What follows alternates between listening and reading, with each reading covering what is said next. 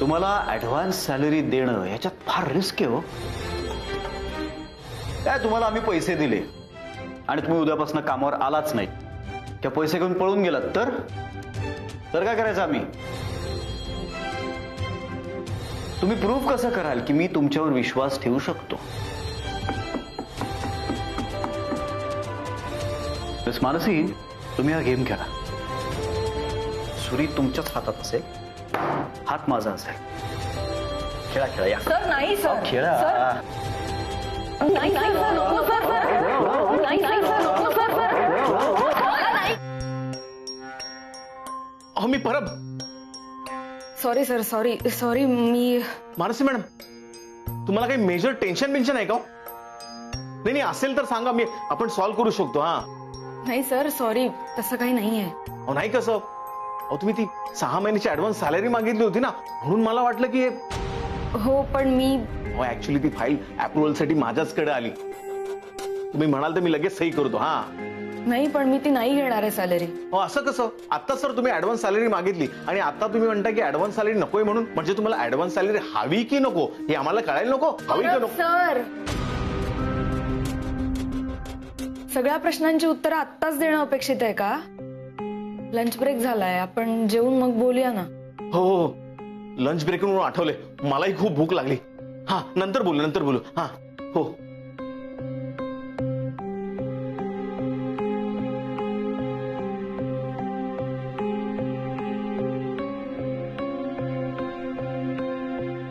Mansi madam, चला जेवूया. नाही नको, मला भूक नाहीये. तू घे जेवण.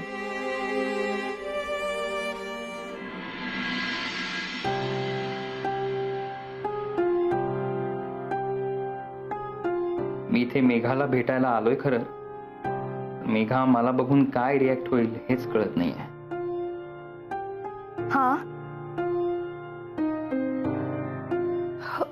हो सर, हो. नाही उशीर नाही करणार. Thank you so much sir. Yes. Usha मावशी, मला फायनली इंटरव्ह्यूचा कॉल आलाय. काय? अगं बाय माझे, केवढी आनंदाची बातमी ऐकवलीस ग. जय किंचाळ बाबा. देवा पुढे साखर ठेव ना, आईला सांग. जा जा. मावशी, अगं फक्त इंटरव्ह्यूचा कॉल आलाय, जॉब नाही लागलाय. जॉब लागला की ठेवते. असं नाही करायचं, देवाला विसरायचं नाही. नंतर ठेव साखर, पण ठेव. पहिले आईला सांग. जा. बरं सांगते. हा, जा. ह्याचा अर्थ मी करेक्ट वेळेवर आलोय. मेघाचा मूड खूप छान दिसतोय. आय होप आज तरी ती माझं म्हणणं ऐकून घेईल. बघते मी. अगं बाई, तुम्ही या ना, या.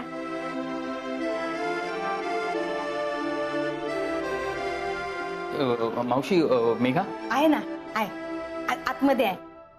आलोच. आहे.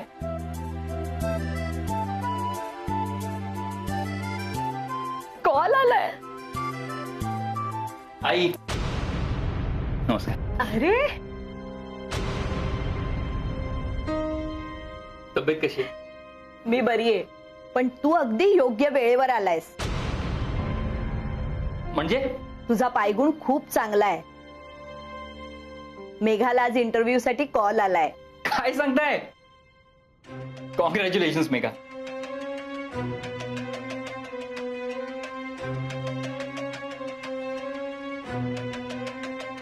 देव करो आणि आता सगळं काही व्यवस्थित हो.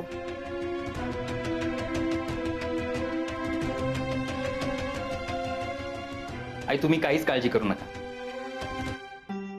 आतापर्यंत जे काही वाईट घडायचं होतं, जी काही संकट यायची होती ती सगळी येऊन गेली. आता इथून पुढे फक्त चांगलंच होणार आहे. तुम्ही फक्त आशीर्वाद द्या. अरे, आई वडिलांचे आशीर्वाद कायम असतात मुलांसोबत. आई मी सुद्धा आता नव्याने सुरुवात करायची म्हणतोय. सगळ्याचीच. आणि म्हणून मी मेघाला माझ्याबरोबर घेऊन जायला आलोय.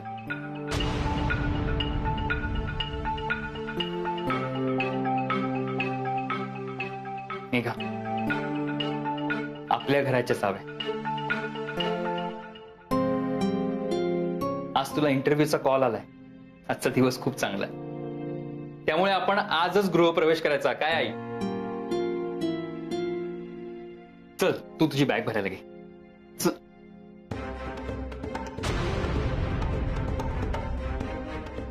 सत्यजित प्लीज.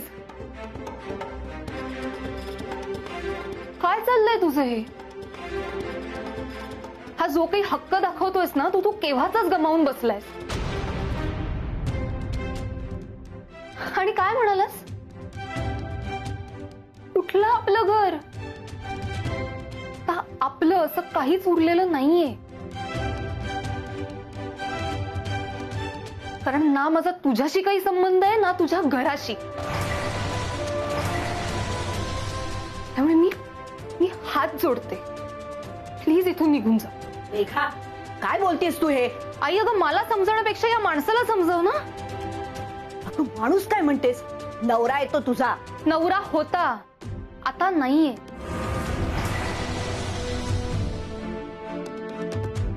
मेघा, हे बघ तू शांत हो. रिलॅक्स. आपण बोलूयात ना शांतपणे. हा अगं ऐकून तर घेतो काय म्हणतोय ते. आई मला ह्या विषयावर बोलायचंही नाही आणि ऐकायचंही नाही. त्यामुळे सत्यजित प्लीज इथून निघून जा. नाही तर सोड. जात. मेघा ऐक ना. मेघा जावई बापू, तवा गरम आहे. लगेच हात लावायला जाऊ नका, हात भाजल. जरा वेळ जाऊ द्या. अशीच आहे ती लहानपणापासून. डोक्यात राग घालून घेते. जमदाग्नी आहे ती, पण होते लवकर शांत. शांत झालं की मग बोला ना. हा बसा, चहा देते. बसा.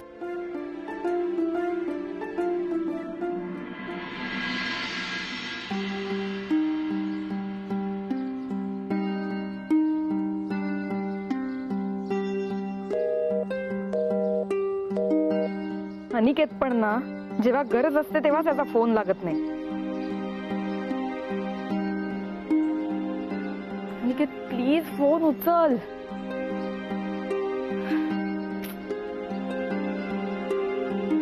मानसी मॅडम, काही झालंय का?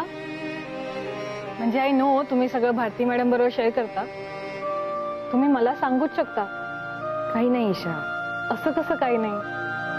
तुमच्या चेहऱ्यावरच दिसतंय काहीतरी झालंय. काय? तुम्ही सरांकडे ऍडव्हान्स सॅलरी मागितली होती ना? नाही, हे तुमच्या चेहऱ्यावर दिसत नाहीये. हे परब सरांनी सांगितलं मला. पण तुम्ही खूप टेन्शन मध्ये दिसताय. कसं आहे ना ईशा, आईच्या पायांचा त्रास खूप वाढलाय ग. तिच्या काही ऍडव्हान्स टेस्ट करायचे आहेत, त्यासाठी पैसे लागणार आहेत. शिवाय बाबा आत्ताच गावी गेलेत. गावच्या जमिनीची केस आहे, त्यासाठी पैसे लागणार आहेत. या सगळ्यासाठी पैसे कुठून आणू? म्हणून मी सरांकडे 6 महिन्याची सॅलरी ऍडव्हान्स मागायला गेले होते. मग सरांनी दिले नाहीत का? नाही, ते नाही म्हणाले नाहीत. पण एवढी सॅलरी मी एकदम मागते, त्यामुळे मी ऑफिसला नंतर येईन की नाही अशी शंका वाटते त्यांना. व्हॉट? अगं गंमत करत असतील ग ते. तुला माहितीये ना त्यांना शाळा घ्यायची सवय येते. नाही ईशा, तुला नाही कळणार. जाऊ दे. अहो सांगा ना, कदाचित तुमचं मन हलकं होईल. खरं तर ना कधी कधी वाटतं मी समर सरांना नीट ओळखतच नाही. म्हणजे ते कधी कुठे कसे काय वागतील काहीच सांगता येत नाही ग. अनप्रेडिक्टेबल आहेत ते खूप. ते असल्या तरी टेन्शन मध्ये असतील. तुम्ही नका काळजी करू, नका एवढं सिरियस होऊ. चिल. बरं मग ते सगळं जाऊ दे. तुम्ही आता काय करणार आहात? काहीच माहित नाही. मला जमलं असताना मी तुमची नक्की मदत केली असती. आपण ऑफिसमध्ये विचारायचं का कोणाच्या तरी मदतीसाठी? हवं तर मी विचारते. नाही, नको ईशा, मला कुणाचेही उपकार नकोय. मग मानसी मॅडम तुम्ही आता काय करणार आहात? आय डोंट नो, पण काहीतरी नक्कीच करेन. कुणाचे उपकार नाही घेणार.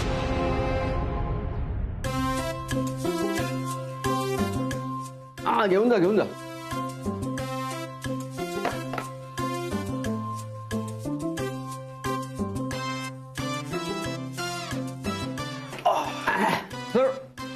मस्त होतं जेवण. नाही, बिर्याणी मागवली ते बरं झालं, तुमच्यामुळे मला पण खायला मिळाली. हळूहळू हळूहळू सावकाश. मानसी मॅडमने आठवण काढली असणार. एवढ्या जोरात ठसका लागला म्हणून म्हटलं. बोप्या, मी देणार त्यांना ऍडव्हान्स सॅलरी. तुम्ही खरंच देणार? अरे मग काय घाबरलं तुम्ही त्यांना मगाशी? तुझा चेहरा बघण्यासारखा झाला होता. तोच तर बघायचा असतो मला. म्हणजे तसं नव्हतं मला म्हणायचं. जेव्हा तुम्ही त्यांच्या हातात चाकू दिलात ना, तेव्हा त्यांचा चेहरा बघण्यासारखा झाला होता. काय चेहऱ्यावर 12 वाजले होते त्यांच्या. मॅड लोक आहात तुम्ही बोपे. काय एवढंसं चाकूला घाबरता? तेच ना, एवढं काय घाबरायचं चाकू? हे असले खेळ खेळायला चाकू नाही, जिगर असावी लागते. एक्झॅक्टली सर, जिगर असावं लागतं. एवढं काय कठीण नाही ते. नाही ना? ठेव मग हात. मी हात ठेवायचे. लंच ब्रेक झालाय. हात ठेवा. खाली बस. खाली बस. ते बाहेर बसतो. खाली बस. हात ठेव. नाही अरे ठेव रे हात. जिगर आहे ना, ठेवा. ते असंच बोललो मी. ठेव ना हात. म्हणजे तुम्हाला जिगर आहे, मला नाही. सर सर सर, नको सर. आई सर, जिगर माझी नाही, जिगर तुमची. तुमच्याबद्दल बोलत होतो मी.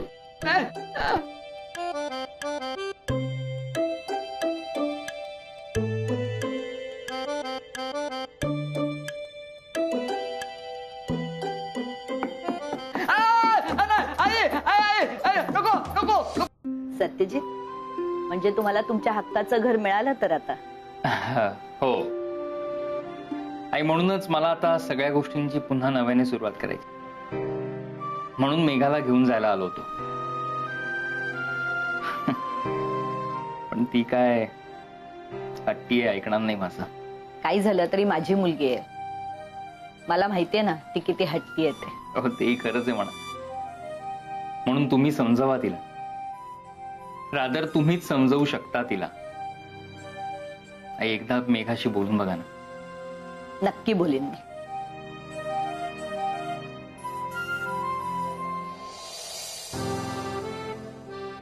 सत्यजित, एक काम करतोस? काय? मला तिथनं गोळी देतोस जरा? ही का? हा.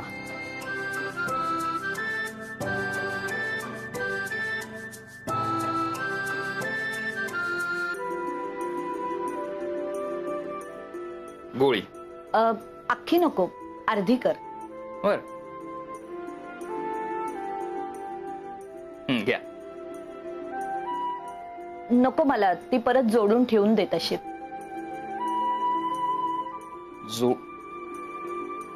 आई, काय मस्करी करताय का माझी? अहो, तोडलेली गोळी परत कशी जोडू? काहीतरीच काय. हो ना, सत्यजित, विश्वासाचंही असंच असतं. एकदा का त्याला तडा गेला ना की तो पुन्हा सांधता येत नाही. आणि सांधायचा प्रयत्न केला की त्याचा ओरखडा कायम राहतो. आलं लक्षात माझ्या. म्हणजे थोडक्यात याचा अर्थ मेघा कधीच विश्वास ठेवणार नाही माझ्यावर. सत्यजित, असा हतबल होऊ नकोस. गोळी अर्धी झालीये, पण गोळीत पॉवर आहे ते महत्वाचं. नाही, कळलं नाही मला. तुमच्या नात्याचंही असंच आहे. आता जरी तुमचं नातं तुटलेलं असेल, मेघाचा विश्वास तुटलेला असेल, तरी विश्वास आहे हे महत्वाचं. अरे हो, हे लक्षातच नाही आलं माझ्या. खरं सांगू, या सगळ्यावरनं आता एकच औषध आहे. वेळ. तुम्हाला तुमच्या नात्याला थोडा वेळ द्यावा लागेल. मेघाचा विश्वास जिंकण्याकरता तिला थोडा वेळ द्यावा लागेल. आई, तुम्ही म्हणाल ते करायची तयारी आहे माझी. मला मेघा परत हवी, बस. आता असं समजा की तुमच्या नात्याच्या परीक्षेचा काळ चालू आहे. एकदा काय ह्यातून ताऊन सलाखून निघालात ना, तुम्ही कायम एकमेकांसोबत असाल. आई, मी पूर्ण प्रयत्न करेन. आमच्या नात्याला पुन्हा एक चान्स देण्याचा. मेघाचा विश्वास जिंकायचा आहे मला. हा, फक्त यासाठी मला तुमची मदत हवी. हे बघ, आम्ही कायम तुमच्या सोबत आहोत. ही लढाई मात्र तुमची आहे आणि तुम्हालाच लढायची आहे. कळलं मला. तुम्ही फक्त आशीर्वाद द्या. नक्कीच. येतो. द्या मीठ आणि काळजी घ्या. आलोच.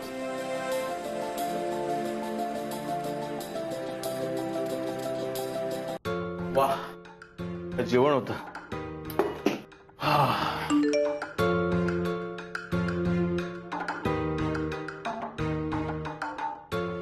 आपण हरलो ग म्हणू. मी खूप प्रयत्न केले पण पैशांची अरेंजमेंट झालीच नाही.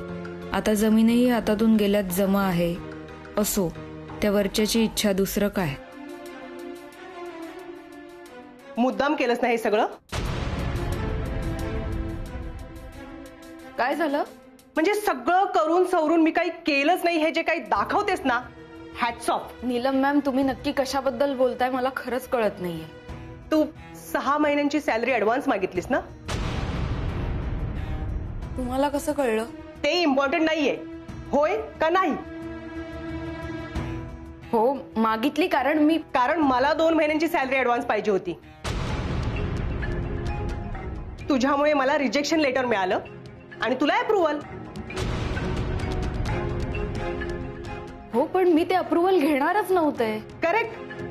कारण तुला पैसेच नको आहेत. तुला काय हवंय ना हे तू ठरवलंयस. नीलम मॅम, जरा हळू. या सगळ्यांसमोर मला हरवायचंय आणि समर सर फक्त आणि फक्त तुझंच कसं ऐकतायत ना ते प्रूव्ह करायचंय. बस, जे तू केलंस. हे बघा नीलम मॅम, तुम्ही मला खूप सिनियर आहात, पण म्हणून तुम्ही वाटेल ते बोलाल आणि मी ऐकून घेईन असं नाहीये. कळलं ना? मॅम जाऊ द्या हो. आणि जाऊ दे, माझ्याकडे या व्यतिरिक्त बऱ्याच गोष्टी आहेत करण्यासाठी. यू मीन टू से की मी रिकाम टेकडी आहे? माझ्याकडे काही कामं नाहीयेत, राईट? मी असं काहीच म्हटलेलं नाहीये मॅम. कशाला उगीच भांडताय तुम्ही? मी भांडण वाढवते आणि तू काय केलंस ते का नाही सांगत सगळ्यांना? हे बघ, तुला अजून माहित नाही ही नीलम काय चीज आहे. उगाच माझ्या कामात लुडबुड करायची काही गरज नाहीये. हे बघा मॅम, मी माझ्या कामाव्यतिरिक्त इतर कुणाच्याही कामात कधीही इंटरफिअर करत नाही. आणि आपण ना ऑफिसमध्ये आहोत. मी तुमच्याशी शांतपणे बोलतेय, तुम्हीही माझ्याशी नीट बोला. मी कुठे कसं बोलायचं हे तू मला शिकवायची गरज नाहीये. Mind your on business. Hello. काय चाललंय मिस नीलम, मिस मानसी? काय चाललंय तुम्हा दोघींकडनं? ही अपेक्षा नाही मला. समर सर, ते तुम्ही मानसी मॅडमची ऍडव्हान्स सॅलरी सँक्शन केली आणि नीलम मॅडमची रिजेक्ट केलीत ना, त्यामुळे नीलम मॅडम भडकल्यात. मिस नीलम, कोणाला सॅलरी द्यायची कोणाला द्यायची नाही हा निर्णय घेण्याचा अधिकार फक्त आणि फक्त समर प्रताप जहागीरदारला आहे.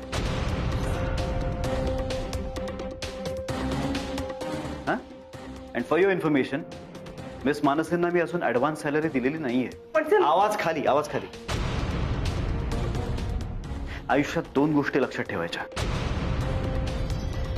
पहिली गोष्ट, मी बोलत असताना मध्ये मध्ये बोलायचं नाही. आणि दुसरी गोष्ट, मला जाब विचारायचा नाही. Sorry sir. अजून कोणाला काय बोलायचंय? काय विशेष टिप्पणी?